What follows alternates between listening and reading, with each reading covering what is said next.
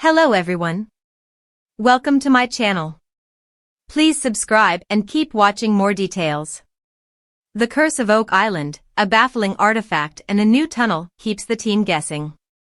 This week on The Curse of Oak Island, the team was fired up after discovering an ancient ornate artifact, and the drill team continued to locate previously unexplored tunnels in the area of the garden shaft. After an action-packed start to Season 10, the Fellowship of the Dig seemed to be playing the waiting game for much of this episode.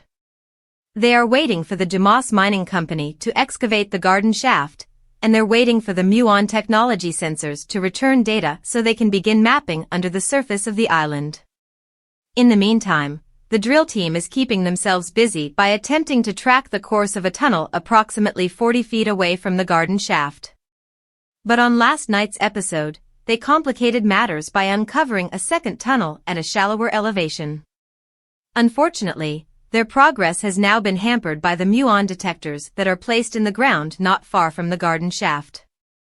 These sensors will not be finished collecting data for another few months, and the team can't risk damaging them by digging nearby.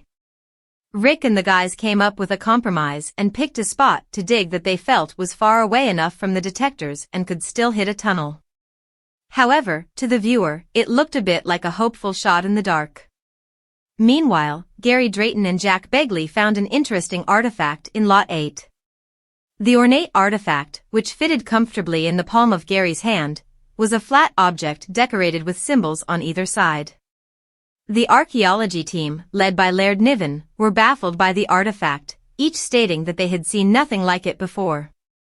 The object went into the XRF machine, X-ray fluorescence, which concluded it was a copper alloy. The metallic makeup, coupled with the handmade markings, all suggested that this was a very old object. The CT scanner took over and cut through all the erosion to give the guys a clearer look, but the object remained a mystery. The team drafted in Dr. Edwin Barnhart, an archaeologist and specialist in the Mayan civilization, to take a look. He, too, seemed a little baffled by the strange object and suggested he be allowed to study it in more detail. Barnhart did speculate that it could be a religious icon and was likely used in a ceremonial function.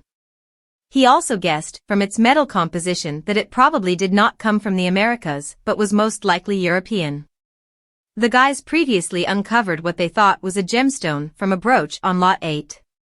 However, they were recently informed that it could have been from a Masonic ceremonial breastplate. Perhaps these two items are linked? Like so many episodes, this one had more questions than answers. On the plus side, the Dumas crew should have the garden shaft excavated in the next month or so, hopefully allowing the guys to finally get underground and into the money pit.